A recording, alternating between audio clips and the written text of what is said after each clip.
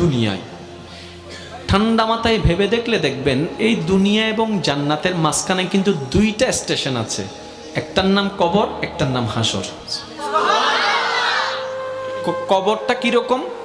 আমাদের দুশমনরা না, আপন জনেরাই কিন্তু খনন করবে, আপন জনেরাই কিন্তু লাশটা রাখবে, আবার আপন জনেরাই কিন্তু ওই দেহটার উপরে বাঁশ বিছিয়ে মাটি চাপা দিবে, চতুর্দিক থেকে অন্ধকার করে ফেলবে। মনে রাখবেন, কবর আলোকিত হয় ঈমানের আলোয়, সুবহানাল্লাহ। আর হাসর আলোকিত হবে আল্লাহর রহমতের সাথে আপনার আমলের আলোয়, সুবহানাল্লাহ।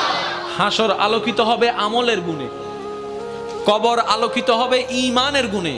আর ঈমানটা কানে থাকে না, মনে থাকে। তাহলে সেই মনটাকে যদি আপনি পরিষ্কার করে ফেলতে পারেন, হ্যাঁ সত্য